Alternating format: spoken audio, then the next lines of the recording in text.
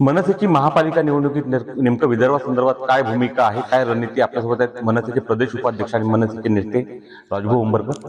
भाऊ, विदर्भात 4 महापालिका आहे, पक्षाची रणनीती काय आहे? एक तर आपण पाहिलं असेल की विदर्भामध्ये चारही महानगरपालिकेमध्ये महाराष्ट्र नवनिर्माण सेनेचे नगरसेवक म्हणून प्रतिनिधित्व गाजवलेलं आहे. तुमच्या अकोल्यामध्ये जर घेतलं तर अकोल्यामध्ये सुद्धा 2 नगरसेवक होऊन गेले. अमरावतीत सुद्धा नगरसेवक होऊन गेलेले आहेत. नागपूरला सुद्धा नगरसेवक होते. आमच्या चंद्रपूरला सुद्धा नगरसेवक होते आणि एक चांगलं प्राबल्य महाराष्ट्र नवनिर्माण सेनेचं ह्या विदर्भामध्ये आहे.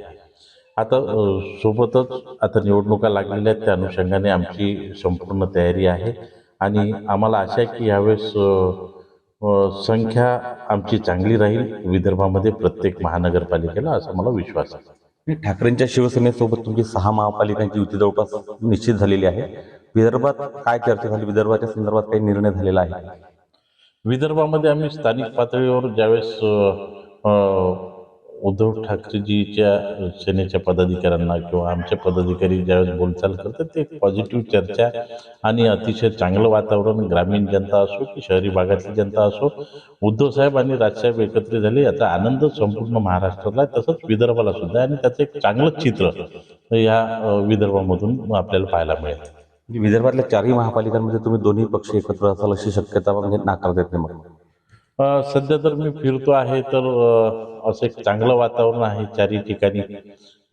आता सीटा वाटपाचा जो विषय आहे तो आम्ही आपसी समजुतीमध्ये चांगल्या प्रकारे करूया आणि दोघे जण चांगल्या प्रकारे इथे निवडणूक लढूया.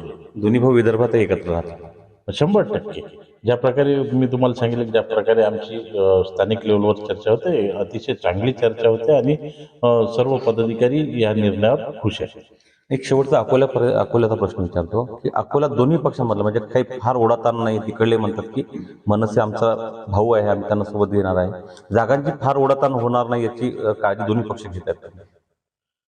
100%. एकतर शिवसेना उद्धव बाळासाहेब ठाकरेचा गट असो की महाराष्ट्र नवनिर्माण सेना असो, येणारे उमेदवार, इच्छुक उमेदवार ज्यांनी तयारी केलेली आहे असे उमेदवार आमच्याजवळ आहेत आणि त्यांना आम्ही संधी देऊया.